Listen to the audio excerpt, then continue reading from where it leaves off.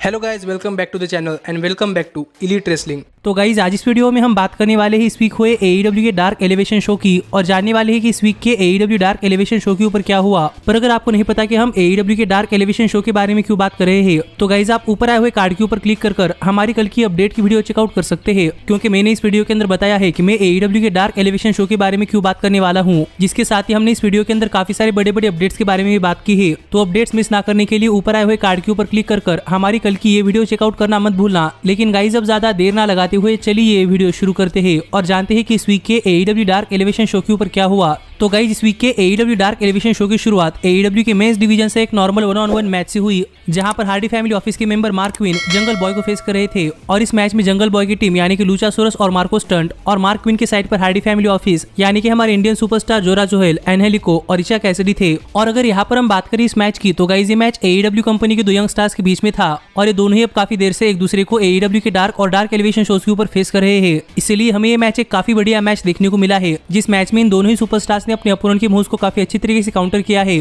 और हर बार की तरह ही इस मैच में भी क्राउड जंगल बॉय को बहुत ज्यादा सपोर्ट कर रहा था और इस मैच में तो हमें कुछ बहुत ही बढ़िया मूव्स तो देखने को मिले ही है। पर हमने इस मैच में ये भी देखा कि जब जंगल बॉय इस मैच में डोमिनेट कर रहे थे तब इशा कैसिडी ने रेफरी को डिस्ट्रैक्ट किया और ये देखकर मार्को स्टंट गुस्से में रिंग के अंदर चले गए। और जब referee Aubrey Edwards Marko Stunt की तरफ देख रही थी तभी इशा कैसिडी और मार्क क्विन ने मिलकर जंगल बॉय के ऊपर अपना टैग टीम फिनिशर लगाया और इसके बाद मार्क क्विन ने जंगल बॉय को पिन किया, लेकिन फिर भी जंगल बॉय ने यहाँ पर किक आउट कर दिया। और फाइनली इस मैच के आखिर में रिंग साइड पर खड़े हुए सभी सुपरस्टार्स को साइड में लगाकर जंगल बॉय ने मार्क क्विन के ऊपर अपना सबमिशन मूव स्नेयर टैप लगाया और जंगल बॉय सबमिशन के सहारे ये मैच जीत चुके हैं। जो देखा जाए तो जंगल बॉय के लिए एक और बहुत ही बढ़िया जीत थी। और इसके बाद हमें यूजुअली AEW के डायनामाइट शो के ऊपर AEW के गेम्स के लिए एक हाइप वीडियो देखने को मिला, जिसके बाद इस वीक के AEW के डायनामाइट शो के ऊपर एम्बर नोवा युका साकाजाकी को फेस कर रही थी। और अगर यहाँ पर हम बात करें इस मैच की तो गाइज मुझे इस मैच के अंदर एम्बर नोवा की परफॉर्मेंस बहुत ही ज्यादा पसंद आई है। और इस मैच में एम्बर नोवा की परफॉर्मेंस देखकर तो मुझे ऐसा लगता है कि AEW को एम्बर नोवा को अपने कंपनी के अंदर साइन करना चाहिए, क्योंकि माना कि फिलहाल में एम्बर नोवा की एज करीब 30 है, लेकिन फिर भी एम्बर नोवा एक काफी बढ़िया मैच डिलीवर कर सकती है। और एम्बर नोवा के पास भी नेचुरल टैलेंट है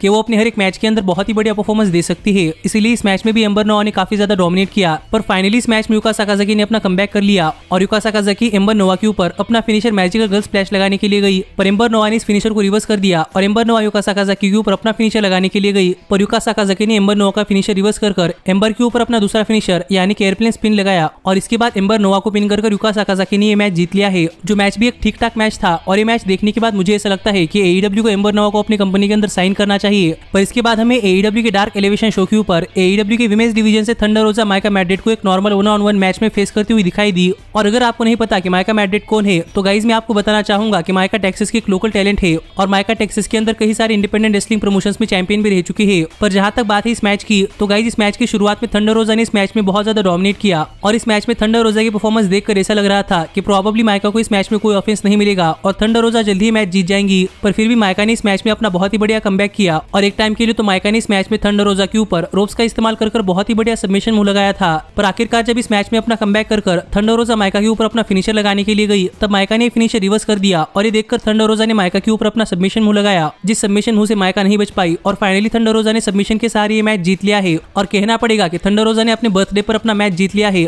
पर इसके बाद AEW के डार्क एलिवेशन शो के ऊपर हमें इस वीक होने वाले AEW के फाइट फॉर द फॉलन के लिए एक हाइप वीडियो देखने को मिला। और इसके बाद AEW के डार्क एलिवेशन शो के ऊपर हार्डी फैमिली ऑफिस टीम के मेंबर यानी कि हमारे इंडियन सुपरस्टार जोरा जोएल लूचासोरस को फेस कर रहे थे। और यहाँ पर भी जोरा के कॉर्नर में मैट हार्डी की टीम यानी कि प्राइवेट पार्टी बुचर और एनहेलिको थे। पर जहां तक बात है इस मैच की तो गाइज ये मैच तो स्टोरी लाइन वाइज एक काफी बढ़िया मैच था, लेकिन अगर यहाँ पर हम जोरा के पर्सपेक्टिव से बात करें तो मुझे नहीं लगता कि ये मैच कोई ठीक ठाक मैच था, क्योंकि मैच शुरू होने के बाद जोरा लूचासोरस के साथ हैंडशेक करने के लिए गए और ये देखकर एनहेलिको गुस्से में एप्रन के ऊपर खड़े हो गए और एनहेलिको ने जोरा से शेक हैंड करने के लिए नहीं बल्कि लूचासोरस के ऊपर अटैक करने के लिए कहा, जो देखकर लूचासोरस डिस्ट्रैक्ट हो गए और इसी का फायदा उठाकर जोरा ने लूचासोरस के ऊपर अटैक किया। पर लूचासोरस ने भी अपना कमबैक कर जोरा के ऊपर अपने 2-3 तगड़े मूव्स लगाए और जब एनहेलिको दोबारा से इस मैच में लूचासोरस को डिस्ट्रैक्ट करने के लिए आ गए तो लूचासोरस ने एनहेलिको के ऊपर हार्डी फैमिली ऑफिस के थ्रू एक चोकस्लैम लगाया और फाइनली जोरा के ऊपर अपनी स्पिनिंग किक लगाकर जोरा को पिन कर लूचासोरस ने ये मैच जीत लिया है। और हम कह सकते हैं कि ये प्रोबेबली एक तरीके से एक स्क्वाश मैच था। पर फिर भी अगर आप देखो तो गाइज इस मैच में एक बहुत ही बढ़िया स्टोरी लाइन चल रही है कि जोरा कभी चीटिंग नहीं करते, लेकिन अपनी ड्रीम्स फुलफिल करने के लिए जोरा हार्डी फैमिली ऑफिस के साथ आ चुके हैं। पर हार्डी फैमिली ऑफिस ज्वाइन करने के बाद भी जोरा चीटिंग कर अपने मैचेस नहीं जीत पा रहे। तो देखना पड़ेगा कि क्या आगे चलकर फ्रस्ट्रेशन में जोरा हार्डी फैमिली ऑफिस के ऊपर टर्न होते हैं या फिर जोरा अच्छी तरीके से चीटिंग कर अपने मैचेस जीतना सीखते हैं। लेकिन इसके बाद हमें AEW के डार्क एलिवेशन शो के ऊपर स्कॉर्पियो स्काई फ्लेगो डेल सोल को फेस कर रहे थे। और अगर यहाँ पर हम बात करें इस मैच की, तो गाइस इस मैच की शुरुआत से स्कॉर्पियो स्काई फ्लेगो डेल्सो के ऊपर अटैक करने के लिए गए, पर फ्लेगो हमेशा से अपनी एजिलिटी का फायदा उठाकर स्कॉर्पियो स्काई से दूर भाग जाते और ये देखकर पूरा का पूरा क्राउड फ्लेगो के लिए चैंट कर रहा था, जिस वजह से स्कॉर्पियो स्काई काफी ज्यादा गुस्सा हो गए, क्योंकि जब स्कॉर्पियो स्काई फेस सुपरस्टार थे तब किसी ने स्कॉर्पियो स्काई के लिए चैंट नहीं किया। और इस वजह से यहाँ पर इस मैच में स्कॉर्पियो स्काई फ्लेगो की डिसरिस्पेक्ट करने के लिए फ्लेगो के ऊपर जोरदार मूव्स लगाकर फ्लेगो का मास्क उतारने के लिए गए, जिस वजह से फ्लेगो डेल सोल काफी गुस्सा हो गए और फ्लेगो ने इस मैच में स्कॉर्पियो स्काई के ऊपर भी काफी जोरदार अटैक किया। पर जब आखिरकार फ्लेगो डेल सोल स्कॉर्पियो स्काई के ऊपर अपना फिनिशर टोर्नेडो डीडीटी लगाने के लिए गए, तब स्कॉर्पियो स्काई ने फ्लेगो की इस फिनिशर को रिवर्स कर फ्लेगो के ऊपर अपना फिनिशर टीकेओ लगाया और यहाँ पर फ्लेगो डेल सोल को पिन कर स्कॉर्पियो स्काई ने ये मैच जीत लिया है। जो मैच तो एक काफी अच्छा मैच था ही, लेकिन हमें इस मैच में भी स्कॉर्पियो स्काई की बहुत ही बढ़िया स्टोरी लाइन कंटिन्यू होती हुई दिखाई दी है। पर इसके बाद एईडब्ल्यू के डार्क एलिवेशन शो के ऊपर एनहेलिको मार्को स्टंट को फेस कर रहे थे और माना कि क्राउड को एनहेलिको का थीम सॉन्ग काफी ज्यादा पसंद है, लेकिन इस मैच में क्राउड पूरी तरीके से मार्को स्टंट को सपोर्ट कर रहा था। और इस मैच की शुरुआत में एनहेलिको काफी कॉन्फिडेंट थे कि एनहेलिको मार्को स्टंट को काफी आसानी से हरा देंगे, पर जब ये मैच शुरू हुआ तब मार्को स्टंट ने इस मैच में अपने बहुत ही बढ़िया मूव्स लगाए हैं और मार्को स्टंट ने दिखा दिया है कि मार्को स्टंट छोटे होने के बावजूद भी कितने बढ़िया रेसलर है। और मार्को स्टंट ने इस मैच में अपनी स्पीड और एजिलिटी का फायदा तो उठाया ही है, पर मार्को स्टंट ने इस मैच में दिमाग का भी काफी ज्यादा इस्तेमाल किया है, जिस वजह से मार्को स्टंट इस मैच में डोमिनेट कर रहे थे। पर फाइनली जैक एवंस ने मार्को स्टंट के मूव्स को रिवर्स कर मार्को स्टंट के ऊपर अपना सबमिशन मूव लगाया और सबमिशन के सहारे एनहेलिको ये मैच जीत चुके हैं। पर ये मैच जीतने के बाद भी एनहेलिको इतने गुस्से में थे कि एनहेलिको ने मार्को स्टंट का सबमिशन मूव नहीं छोड़ा और ये मैच खत्म होने के बाद भी एनहेलिको ने मार्को स्टंट के ऊपर अटैक किया, जिसके बाद एनहेलिको गुस्से से यहाँ से चले गए। पर गाइस सच में ये मैच एक काफी बढ़िया मैच था और इस मैच में मार्को स्टंट की परफॉर्मेंस काफी बढ़िया थी। पर इसके बाद हमें दिखाया गया कि कैसे लास्ट मंथ और 3 वीक्स पहले एईडब्ल्यू के डायनामाइट और एईडब्ल्यू के डायनामाइट स्पेशल रोड रेजर के ऊपर बनी क्रिस स्टैटलैंडर के हाथों हार चुकी है। जिसके बाद एक बैकस्टेज इंटरव्यू के अंदर एलेक्स मार्वेज ने बनी से पूछा कि बनी लगातार 2-3 बार क्रिस स्टैटलैंडर से हार चुकी है, तो इस वीक के एईडब्ल्यू के डार्क एलिवेशन शो के ऊपर बनी की क्रिस स्टैटलैंडर के अगेंस्ट क्या स्ट्रेटेजी रहने वाली है। जिस सवाल का जवाब देते हुए बनी ने एलेक्स से पूछा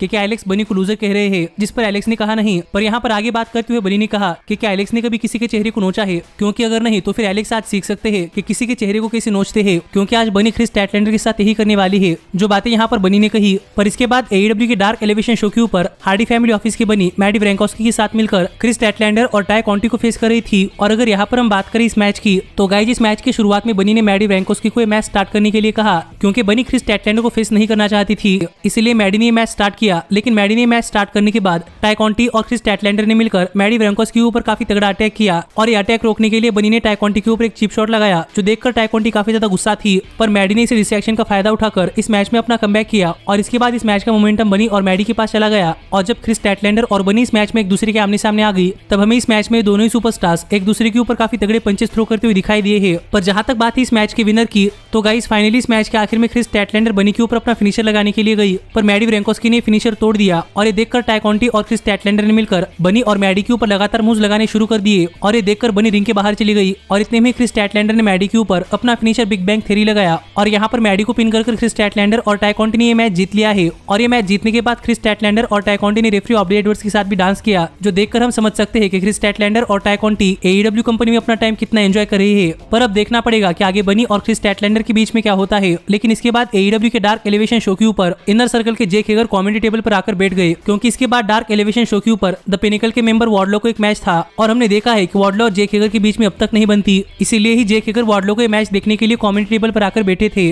पर आगे शो पर वार्डलो बेयर ब्रॉन्सन को फेस कर रहे थे और ये मैच स्टार्ट होने के पहले वार्डलो ने जेक हेगर को एक मिडिल फिंगर दिखाई। और अगर यहाँ पर हम बात करें इस मैच की, तो गाइस ये मैच बेसिकली दो जायंट्स के बीच में था, इसीलिए इस मैच की पेस तो बहुत ही स्लो थी। पर इसी वजह से हमें इस मैच के लिए क्राउड भी थोड़ा फॉर साइलेंट दिखाई दिया। पर फिर भी इस मैच में दोनों ही सुपरस्टार्स एक दूसरे के ऊपर अपने तगड़े तगड़े मूव्स लगा रहे थे। पर जब कभी बेयर ब्रॉन्सन इस मैच में अपना कमबैक करने का ट्राई करते, तो बेयर ब्रॉन्सन वार्डलो को इस मैच में टेक डाउन नहीं कर पाते। इसीलिए जब फाइनली वार्डलो को मौका मिला, तब वार्डलो ने बेयर ब्रॉन्सन के ऊपर अपना फिनिशर टीकेओ लगाया और इसके साथ ही वार्डलो ने ये मैच नॉकआउट के सहारे जीत लिया है। और ये लगातार 5वां मैच है जो कि वार्डलो ने नॉकआउट के सहारे जीता है। और वार्डलो की इस जीत के बाद जेक हेगर भी काफी सरप्राइज थे, जिसके ऊपर आपका क्या कहना है ये आप मुझे कमेंट कर बताइए। पर इसके बाद हमने देखा कि इस वीक का एईडब्ल्यू डार्क एलिवेशन शो शुरू होने से पहले एईडब्ल्यू गेम्स के लीड जनरल मैनेजर टूर्नामेंट के विनर यानी कि जेम्स को एक इंटरव्यू के अंदर एलेक्स मार्वेज ने बताया कि जेम्स एईडब्ल्यू गेम्स का लीड जनरल मैनेजर टूर्नामेंट जीत चुके हैं, तो इसीलिए अब जेम्स के पास एक पावर है कि जेम्स इस वीक के एईडब्ल्यू डार्क एलिवेशन शो के लिए ली जॉनसन का ओपोनेंट चूज कर सकते हैं और जो कोई सुपरस्टार वो मैच जीतेगा उसे आगे चलकर एईडब्ल्यू के डायनामाइट स्पेशल होम कमिंग पर एईडब्ल्यू के टीएनटी चैंपियन मीरो के अगेंस्ट टीएनटी चैंपियनशिप के लिए टाइटल शॉट मिलेगा। और यहाँ पर बातें करते हुए जेम्स ने बताया कि जेम्स चाहते हैं ली जॉनसन के अगेंस्ट किसी और का नहीं बल्कि डॉक्टर लूथर का मैच हो, क्योंकि जेम्स अपने बचपन से डॉक्टर लूथर को देखते हुए आ रहे हैं और जेम्स चाहते हैं कि डॉक्टर लूथर को भी चांसेस मिले, इसीलिए जेम्स ने यहाँ पर डॉक्टर लूथर को चुना। पर इसके बाद यहाँ पर ऑब्री एडवर्ड्स आ गई और यहाँ पर आकर ऑब्री एडवर्ड्स ने जेम्स को अपनी elite general manager championship handover की, जिसके ऊपर आपका क्या कहना है ये आप मुझे कमेंट कर बताइए। पर इसके बाद AEW के डार्क एलिवेशन शो के ऊपर ली जॉनसन लूथर को फेस कर रहे थे और जो कोई सुपरस्टार ये मैच जीतता वो आगे चलकर AEW की होमकमिंग पर AEW के TNT चैंपियनशिप के लिए मीरो को फेस करता। और अगर यहाँ पर हम बात करें इस मैच की तो गाइस इस मैच की शुरुआत से ही लूथर ने ली जॉनसन के ऊपर अटैक करना शुरू कर दिया और यहाँ पर इस मैच की शुरुआत से ही लूथर इस मैच में डोमिनेट कर रहे थे और ली जॉनसन के ऊपर अपना गुस्सा निकालने के लिए लूथर सुरपेंटिको का इस्तेमाल कर ली जॉनसन के ऊपर अटैक कर रहे थे। पर हर बार ली जॉनसन बच जाते और यही फाइनली लूथर के अटैक को रिवर्स कर ली जॉनसन ने लूथर के ऊपर 2-3 बढ़िया मूव्स लगाए, जिसमें एक टाइम के लिए लूथर जाकर सुरपेंटिको के ऊपर ही टकरा गए, जिस वजह से सुरपेंटिको इस मैच से आउट हो गए। और यही फाइनली लूथर के ऊपर लगातार 2-3 टॉप रोप मूव्स लगाने के बाद फाइनली ली जॉनसन लूथर के ऊपर अपना फिनिशर स्पिनिंग हेडबट लगाने के लिए गए, जो हेडबट मुझे लगा शायद थोड़ा फॉर बॉच हो चुका है। पर इसके बावजूद भी लूथर के ऊपर अपना फिनिशर लगाकर लूथर को पिन कर ली जॉनसन ने ये मैच जीत लिया है। और इसके बाद AEW डायनामाइट स्पेशल होमकमिंग पर ली जॉनसन मीरो को उनके TNT चैंपियनशिप के लिए फेस करने वाले हैं। पर ये मैच खत्म होने के बाद भी हमने देखा कि ली जॉनसन अपने सिर को पकड़कर बैठे हुए थे, जो देखने के लिए ऐसा लग रहा था कि प्रोबेबली ली जॉनसन को इस मैच में कोई कंकशन सफर करना पड़ चुका है। पर देखने में ली जॉनसन एकदम ठीक ठाक दिखाई दे रहे थे। पर तभी यहाँ पर AEW के TNT चैंपियन मीरो आ गए और यहाँ पर आकर बातें करते हुए मीरो ने कहा कि ली जॉनसन को उनकी लाइफ की सबसे बड़ी अपॉर्चुनिटी मिलने वाली है, इसलिए ली जॉनसन मीरो को फेस करने के लिए तैयार है, क्योंकि क्या पता मीरो के बाद उनका मैच होने के बाद ली जॉनसन आज के बाद कभी रेसल भी कर पाया नहीं। जो बातें यहाँ पर मीरो ने कही, लेकिन इसके बाद हमें AEW के रैम्पेज शो के लिए एक हाइप वीडियो देखने को मिला। पर इसके बाद AEW के डार्क एलिवेशन शो के ऊपर एडी किंगस्टन सुरपेंटिको को फेस कर रहे थे। और अगर यहाँ पर हम बात करें इस मैच की तो गाइस ये मैच स्टार्ट होने के बाद सुरपेंटिको एडी किंगस्टन के ऊपर अटैक करने के लिए गए, पर अब तक हुए हर मैच की तरह ही इस मैच में भी एडी किंगस्टन के ऊपर सुरपेंटिको के अटैक का कोई असर नहीं पड़ा। और यहाँ पर एडी किंगस्टन ने सुरपेंटिको के ऊपर काफी तगड़ा अटैक किया और ये more like a comedy match था, क्योंकि यहाँ पर इस मैच के अंदर सुरपेंटिको एडी किंगस्टन के अटैक को बहुत ही फनी तरीके से सेल कर रहे थे। पर इस सब के बावजूद सुरपेंटिको ने इस मैच में अपना कमबैक कर सुरपेंटिको ने एडी किंगस्टन के ऊपर 2-3 मूव्स लगाए और जब फाइनली सुरपेंटिको एडी किंगस्टन के ऊपर एक टॉप रोप मूव लगाने के लिए गए, तब एडी किंगस्टन ने इसे रिवर्स कर एक एक्सप्लोडर सुपरप्लेक्स के अंदर कन्वर्ट किया और फाइनली सुरपेंटिको के ऊपर अपना फिनिशर स्पिनिंग बैकफिस्ट लगाकर सुरपेंटिको को पिन कर एडी किंगस्टन ने ये मैच जीत लिया है। और ये मैच जीतने के बाद भी एडी किंगस्टन ने सुरपेंटिको को काफी मजाक उड़ाया। पर इसके बाद हमें AEW के अगले पेपर ऑल आउट के लिए एक हाइप वीडियो देखने को मिला, जिसके बाद जेड कारगिल अपने मैनेजर मार्क स्टर्लिंग के साथ इस वीक के AEW डार्क एलिवेशन शो के ऊपर आई और यहाँ पर आकर जेड कारगिल की तरफ से बातें करते हुए मार्क स्टर्लिंग ने कहा कि मार्क स्टर्लिंग यहाँ पर ये बताने के लिए आए हैं कि जो कोई लोग जेड कारगिल के साथ टीम अप होना चाहते हैं वो ट्विटर पर जेड कारगिल को फॉलो कर जेड कारगिल के साथ टीम अप कर सकते हैं, क्योंकि जो कोई लोग जेड कारगिल के साथ टीम अप करेंगे उनका आगे चलकर काफी ज्यादा फायदा होने वाला है, क्योंकि जेड कारगिल आगे चलकर AEW कंपनी की एक बहुत ही बड़ी सुपरस्टार बनने वाली है। जो बातें यहाँ पर मार्क स्टर्लिंग ने कही। पर इसके बाद AEW के डार्क एलिवेशन शो के ऊपर Lucha Bros the dark order के नंबर 5 और नंबर 10 को फेस कर रहे थे। और गाइस सच में मुझे पता नहीं कि मैं इस मैच के बारे में क्या बात करूं, क्योंकि इस मैच में शुरुआत से लेकर आखिर तक हमें बहुत ही बढ़िया मूव्स देखने को मिले हैं। और आपको तो पता ही होगा कि लूचा ब्रोस तो बहुत ही बढ़िया रेसलिंग करते हैं, लेकिन इस मैच में नंबर 10 और 5 ने भी दिखा दिया है कि नंबर 10 और 5 भी बहुत ही बढ़िया रेसलर्स है। और कई बार ये मैच देखते समय मुझे ऐसा लगा कि द डार्क ऑर्डर के नंबर 5 रे फिनिक्स के एथलेटिज्म मैच कर रहे हैं, क्योंकि इस मैच में भी हमें नंबर 5 की तरफ से बहुत ही बढ़िया मूव्स देखने को मिले हैं, जहां पर एक टाइम के लिए नंबर 5 ने रे फिनिक्स के ऊपर एक टॉप रोप स्पेनिश फ्लाई भी लगाया था। लेकिन जहां तक बात है इस मैच की विनर की, तो फाइनली नंबर 10 ने रे फिनिक्स के ऊपर अपना सबमिशन मूव लगाया था और ये तोड़ने के लिए रे फिनिक्स ने पेंटाइल जोरियम की मदद ली, जिसके चलते रे फिनिक्स से सबमिशन तोड़ पाए। और फाइनली रे फिनिक्स और पेंटाइल जोरियम ने नंबर 5 के ऊपर अपना टैग टीम फिनिशर लगाया और इसके बाद रे फिनिक्स ने नंबर 10 के ऊपर एक सुसाइड डाइव लगाई, जिससे कि नंबर 10 पिन ब्रेक ना कर पाए। और इतने में ही रिंग के अंदर पेंटाइल ने नंबर 5 को पिन किया और नंबर 5 को पिन कर पेंटाइल जोरियम ने अपनी टीम के लिए ये मैच जीत लिया है, जो कि हर बार की तरह ही लूचा ब्रोस की तरफ से एक बहुत ही बढ़िया मैच था। और मैं तो कहना चाहूंगा कि आप इस वीक के AEW डार्क एलिवेशन शो का कोई मैच देखे या ना देखे, लेकिन आपको ये मैच जरूर देखना चाहिए। पर इसके बाद AEW के डार्क एलिवेशन शो के ऊपर the gun club Brock Anderson के साथ मिलकर सैंडर हॉपकिंस, कैमरॉन कोल और जेसी जेम्स को फेस कर रहे थे। और गाइस मुझे नहीं लगता कि आपको पता होगा कि सैंडर हॉपकिंस, जेसी जेम्स और कैमरॉन कोल कौन है, और सीरियसली बताऊं तो मुझे भी नहीं पता था कि कौन है। लेकिन इस वीक के AEW डार्क एलिवेशन शो के ऊपर इनका ये मैच देखकर मैं कह सकता हूँ कि सैंडर हॉपकिंस और जेसी जेम्स एक काफी बढ़िया टैग टीम है और गाइस कैमरॉन कोल भी एक काफी बढ़िया रेसलर है। लेकिन जहां तक बात है इस मैच की, तो इस मैच में हमने देखा कि ब्रॉक एंडरसन अपने फादर यानी कि आर्न एंडरसन की तरह एक काफी बढ़िया और काफी ओल्ड फैशन रेसलर है, जो एक काफी अच्छे टेक्निकल रेसलर तो है ही, लेकिन इसके साथ ही हमें इस मैच के अंदर बिली गन की भी बहुत ही बढ़िया परफॉर्मेंस देखने को मिली है और कोल्टन गन की भी इस मैच में बहुत ही बढ़िया परफॉर्मेंस थी। पर जहां तक बात है इस मैच के विनर की, तो गाइस फाइनली जब इस मैच के आखिर में ब्रॉक एंडरसन ने कोल्टन गन को टैग दिया, तब सैंडलर हॉपकिंस, कैमरॉन कोल और जेसी जेम्स के ऊपर एक के बाद अपने फिनिशर्स लगाकर फाइनली जेसी जेम्स को पिन कर कोल्टन गन ने अपनी टीम के लिए ये मैच जीत लिया है। पर इसके बाद फाइनली टाइम हो चुका था इस वीक के AEW डार्क एलिवेशन शो के मेन इवेंट का, जहां पर पाक चक टेलर को फेस कर रहे थे और यहां पर पाक के साथ उनके कॉर्नर के अंदर लूचा ब्रोस और एलिक्स एब्राहम थे और चक टेलर के साथ उनके कॉर्नर के अंदर ऑरेंज कैसिडी और व्हीलर यूथा थे। और अगर यहाँ पर हम बात करें इस मैच की, तो गाइस इस मैच की शुरुआत में पाक ने इस मैच में बहुत ज्यादा डोमिनेट किया, पर अब तक के हर मैच की तरह ही इस मैच में चक टेलर ने अपना कमबैक किया और यहाँ पर चक टेलर ने पाक के ऊपर काफी तगड़े मूव्स लगाए और कई बार तो ऐसा लग रहा था कि प्रोबेबली चक टेलर ये मैच जीतने ही वाले हैं, पर पाक किसी न किसी तरीके से आखिरकार किक आउट कर देते। और यहीं पर आखिरकार पाक ने चक टेलर का फिनिशर रिवर्स कर चक टेलर के ऊपर अपना फिनिशर ब्लैक एरो लगाया और यहाँ पर चक टेलर को पिन कर पाक ने ये मैच जीत लिया है। जो मैच तो एक ठीक ठाक मैच था, लेकिन गाइज मेरी इस मैच से एक शिकायत है कि हमें इस मैच के अंदर ऑरेंज कैसिडी और पाक का कन्फ्रंटेशन नहीं देखने को मिला। और ये मैच खत्म होने के बाद ऑरेंज कैसिडी और चक टेलर यहाँ से चले गए और इनके अंदर डेथ ट्रायंगल अपनी जीत सेलिब्रेट कर रही थी। लेकिन तभी यहाँ पर अंद्रादे एल इडोलो आ गए और यहाँ पर आकर अंद्रादे एल इडोलो डेथ ट्रायंगल और पाक के लिए तालियां बजा रहे थे। पर पता नहीं अंद्रादे एल इडोलो को क्या लगा, पर यहाँ पर अंद्रादे एल इडोलो अपनी घड़ी उतारकर पाक के ऊपर अटैक करने के लिए आगे बढ़ रहे थे। पर चावो गरेरो ने अंद्रादे को समझाया कि अंद्रादे को अभी पाक के ऊपर अटैक नहीं करना चाहिए, क्योंकि फिलहाल में पाक के साथ डेथ ट्रायंगल है। इसीलिए अंद्रादे यहाँ पर पीछे हो गए और इसे डेथ ट्रायंगल पाक और अंद्रादे के बीच में कन्फ्रंटेशन के साथ हमें इस वीक का AEW dark elevation show office जाता हुआ दिखाई दिया है। जिस शो के बारे में आपका क्या कहना है, आप मुझे कमेंट कर बताइए। और क्या आप भी चाहते हैं कि मैं हमेशा ऐसे ही AEW के डार्क एलिवेशन शो का रिव्यू करूं या नहीं। और अब मैं मिलता हूं आपको आज शाम एक और अपडेट्स की वीडियो में, लेकिन तब तक stay healthy, stay happy and keep watching elite wrestling. Hey, did you like that video?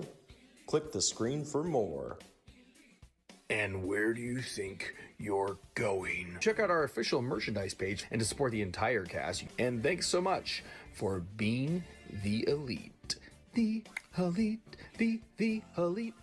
What, Nick, you're not going to sing it all with me this time?